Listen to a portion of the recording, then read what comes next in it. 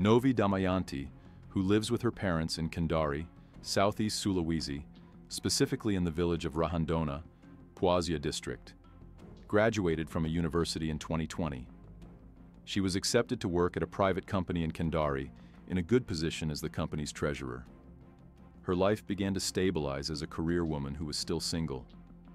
Feeling financially secure but without a partner, and at an age suitable for marriage, she eventually met a man with the initials IR, who worked as a contract employee at the Bapeda of Southeast Sulawesi.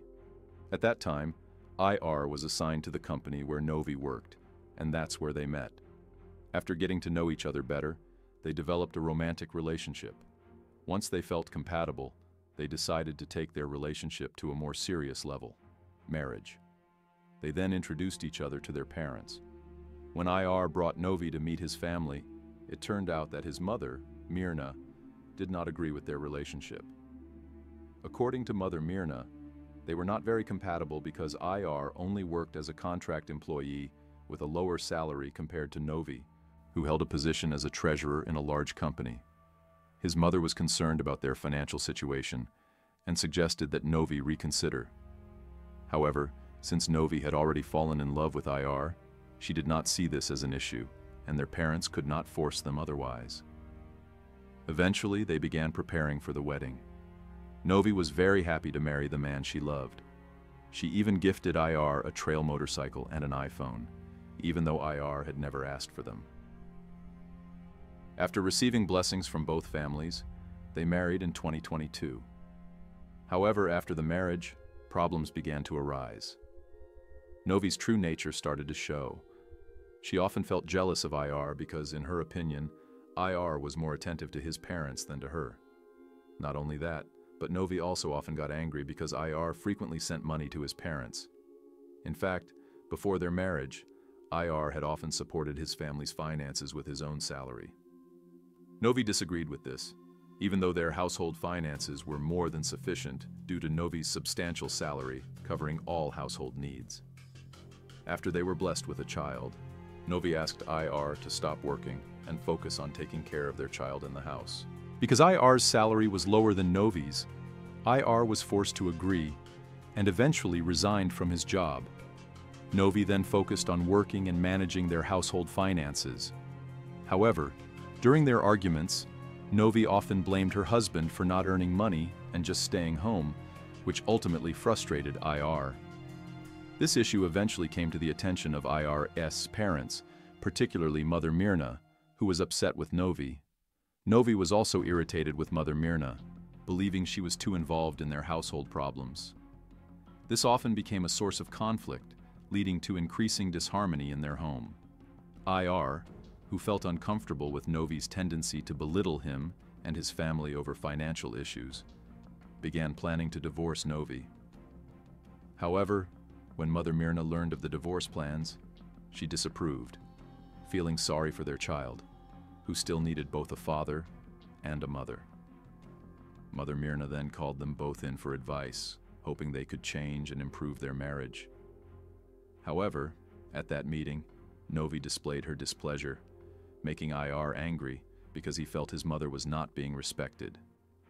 Because of this, IR became even more certain about divorcing Novi. Novi believed that IR had been influenced by his family to divorce her. As a result, negative intentions began to emerge in Novi. She initially planned to frame IR with drugs, but ultimately reconsidered due to the fear of the significant risks involved. Not willing to give up, Novi tried to frame IR as if he had committed domestic violence, which she promptly reported to the police. IR's mother, worried that her son would go to jail, even begged for forgiveness and knelt before Novi, asking her to withdraw the report. IR's mother also promised not to interfere in their marital affairs again. Ultimately, because of this, Novi retracted her report.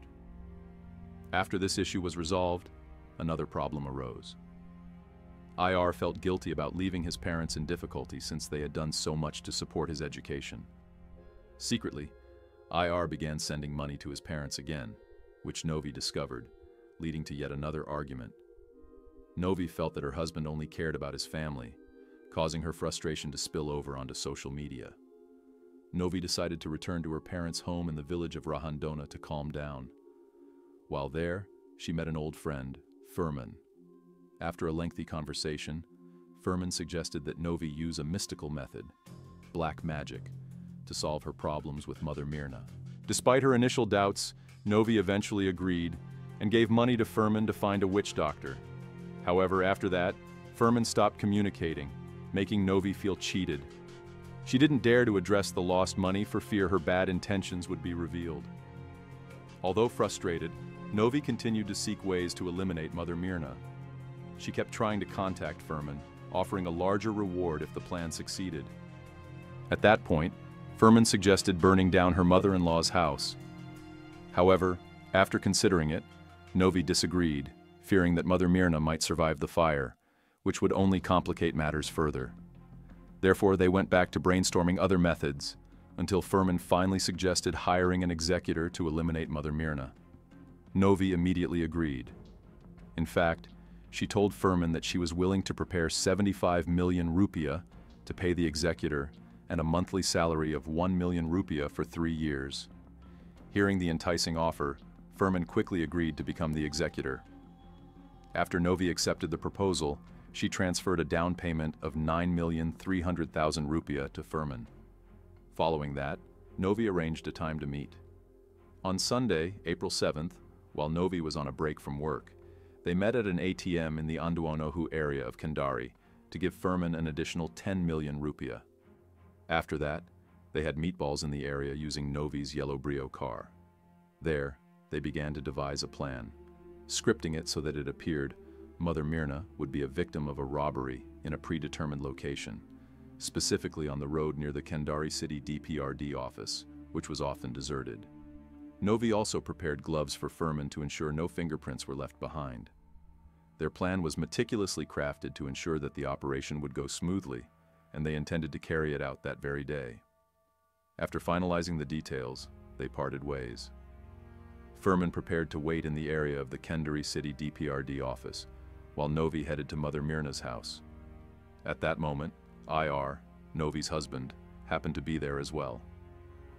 Upon arriving, Novi pretended to invite Mother Myrna to shop at a large supermarket in Kendari for Eid needs, as the holiday was approaching. Mother Myrna, who happened to want to buy onions, agreed and immediately got ready. IR expressed a desire to join, but Novi declined, claiming there wouldn't be enough money if he came along. Understanding, IR accepted this, and Novi set off with Mother Myrna in her car. Initially, they shopped at the Anduonohu market to help Mother Myrna buy onions.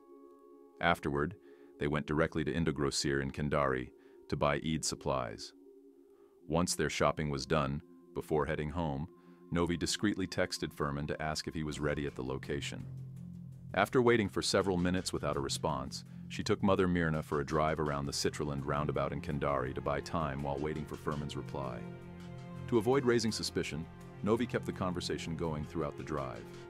Once Furman replied and confirmed he was ready at the location, Novi directed her car toward the Kendari City DPRD office. Upon arrival, Novi stopped the car, claiming she was waiting for a cousin who would be joining them. Without suspicion, Mother Myrna believed her. Shortly afterward, Furman arrived and entered the car, sitting directly behind Mother Myrna, who was in the front seat. There, Furman immediately took out a rope and strangled Mother Myrna from behind. At first, she was shocked and tried to fight back and scream, but ultimately she was powerless. After Mother Myrna weakened, Furman stabbed her several times in the neck and abdomen. Novi, who had been harboring a grudge against her mother-in-law, didn't stay idle and joined in, taking the knife from Furman's hand. After that, in a hurry, Novi gathered all of Mother Myrna's valuables, such as jewelry and her phone, which she immediately handed over to Furman to take with him. Their plan was to create a scenario where Novi and Mother Myrna appeared to be victims of a robbery in the car. After receiving the items, Furman fled, while Novi drove around Kendari with Mother Myrna's body, looking for a quieter street. Upon reaching Medusala Street, Novi stopped the car and got out, screaming for help from passing drivers. As many citizens came to assist, Novi claimed they had just been robbed, with Mother Myrna's lifeless body slumped in the front seat. Consequently, the citizens rushed Mother Myrna to the Kendari Regional General Hospital. Unfortunately, upon arrival at the hospital, Mother Myrna was declared dead.